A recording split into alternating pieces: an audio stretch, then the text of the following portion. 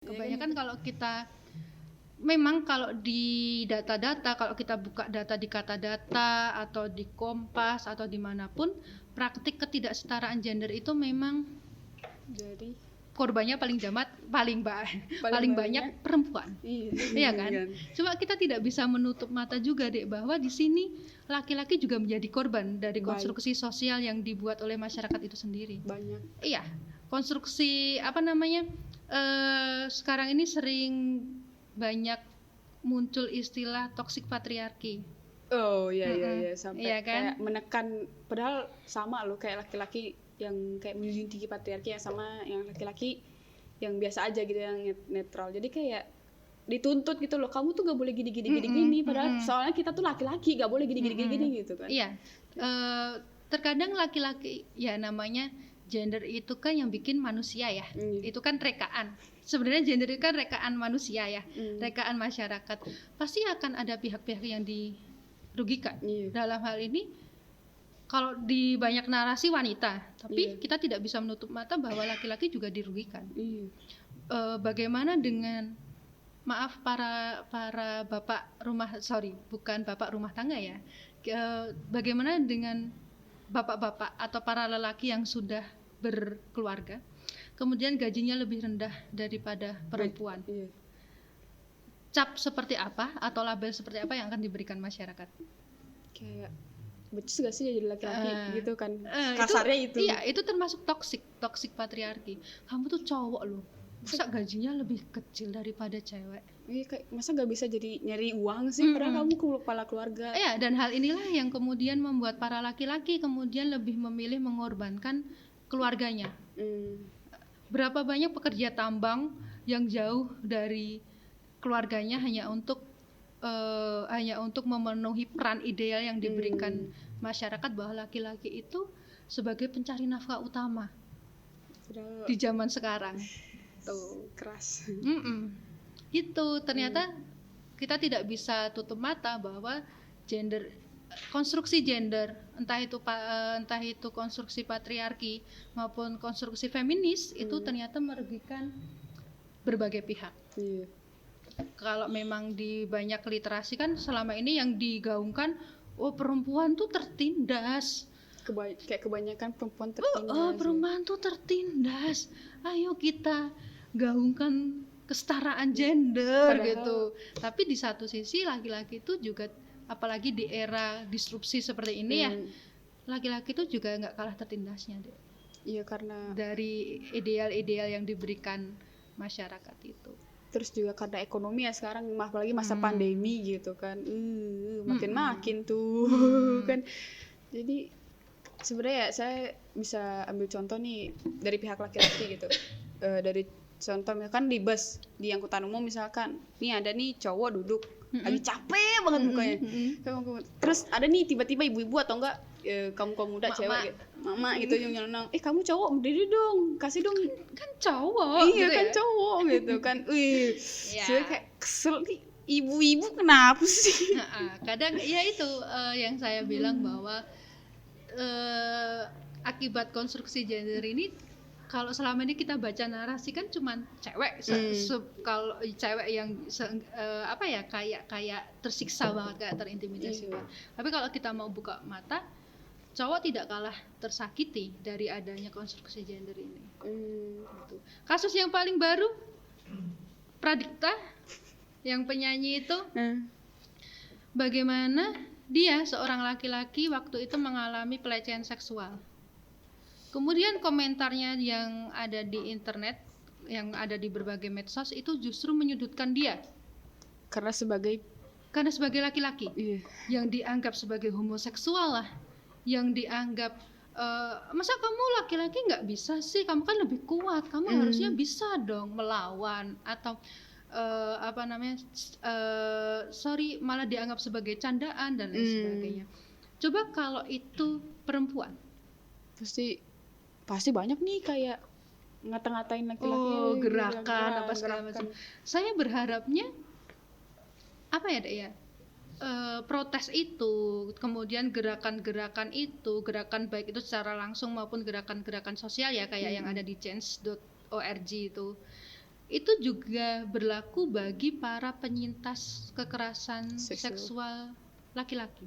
Walaupun memang angkanya lebih banyak perempuan. Tapi kita bersyukur bahwa saat ini masyarakat sudah agak melek terhadap kekerasan yang dialami oleh perempuan. Cuma ini nih PR-nya, kekerasan seksual yang dialami oleh laki-laki. Nggak kayak kamu laki-laki wajar gitu kan jadinya. Kekerasan seksual yang dialami oleh laki-laki itu dianggap sesuatu yang masyarakat menganggap itu sesuatu yang tidak mungkin terjadi. Gitu loh, Dek. Karena kebanyakan mereka kan pelaku gitu. Jadi kayak kamu pelaku ngapain gitu. Iya. Kok bisa kena gitu. Dan apalagi nih anggapan masyarakat bahwa maaf sekali lagi ini bahasanya agak sensitif, bahwa laki-laki itu dianggap sekali lagi memiliki selera atau gairah seks lebih tinggi daripada perempuan. Makanya inilah kemudian yang membuat laki-laki sebagai korban kekerasan seksual itu dianggap sesuatu yang tidak mungkin. Kayak kok bisa gitu kan? Gitu.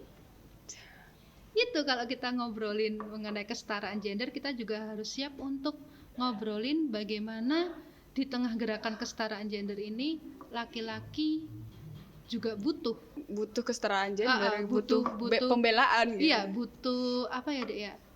Aku tuh juga butuh pengakuan emosi yang sama. Kalau misalnya aku butuh waktu untuk menangis, ya udah biarin. Saya juga punya perasaan gitu.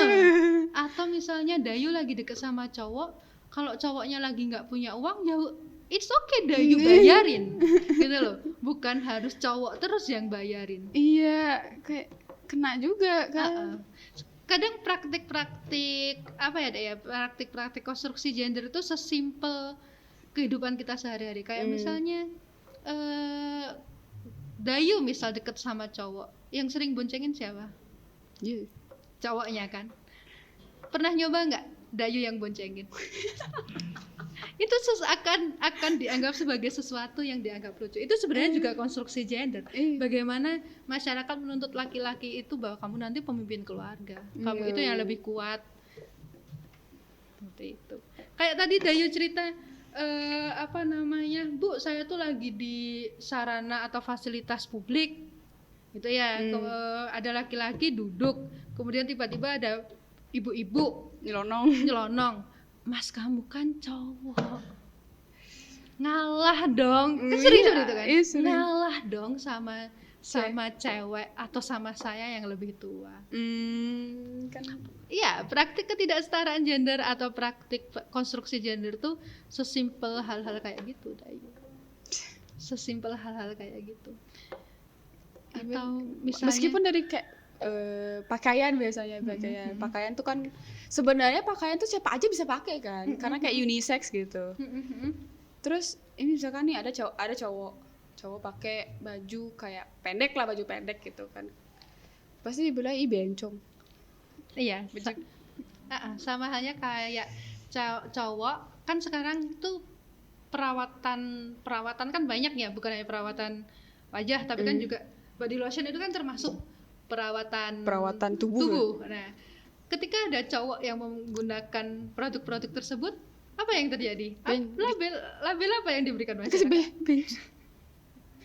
Jadi seolah-olah cowok itu tidak boleh tampil wangi, cowok itu tidak boleh tampil harum, bersih. Cowok itu tidak boleh kulitnya bersih, cowok itu yang harus kulitnya tebel, dakian, penuh luka, kayak gitu loh. Iya, kayak konstruksi masyarakat tuh kayak ngomong seperti itu. Jadi cowok kok pakai body lotion, cowok kok pakai sunscreen dan lain sebagainya. Mengarahnya jadi kayak ke sebelah gitu, jadi kayak ke LGBT gitu kan, kamu gay ya karena pakai lotion, pakai skincare gitu kan, pakai baju pendek. Padahal mah kalau misalnya pas panas masa iya pakai baju panjang semua, kan nggak mungkin gitu kan. Iya, kadang seperti itu. Dan sebenarnya ya apa ya deh, balik lagi, kenapa kok laki-laki yang menggunakan produk-produk perawatan tubuh itu dianggap bencong? Karena produk-produk perawatan tubuh itu muncul dari adanya mitos kecantikan. Bahwa cantik itu kan identik dengan cewek, iya kan? Nah, masyarakat Indonesia dan masyarakat dunia pada umumnya, walaupun tidak semuanya, itu tenggelam dalam mitos kecantikan, standar kecantikan, bahwa cantik, individu cantik atau cewek cantik itu hanya milik cewek cantik itu yang tinggi, putih, bersih itu mah bihun. Tinggi, putih, langsing, apalagi rambutnya lurus, harus kuntilanak. Ternyata kuntilanak. Nah, kemudian cewek-cewek yang tidak memenuhi standar itu, kayak saya misalnya, cewek-cewek yang tidak memenuhi standar itu akan mencoba untuk memenuhi standar kecantikan itu dengan cara apa? Itu skincare. Ya, dengan cara bantuan kan, dia butuh alat bantuan. Makanya itu muncul dari mitos kecantikan inilah kemudian muncul konsep perawatan, kemudian muncul konsep diet, kemudian muncul konsep operasi plastik dan lain sebagainya. Dan pakaian. Ya, dan pakaian seksi. Gitu. Jadi menyeramkan. Iya. Kalau kita ngobrolin gender emang nggak habis-habis. 3 hari bisa. Karena isunya memang sangat banyak. Isunya bukan hanya di aspek satu pihak aja, tapi bukan banyak. hanya di satu lingkungan saja, tapi memang sudah semua lingkungan, di rumah, di sekolah, di tempat kerja, bahkan di fasilitas umum.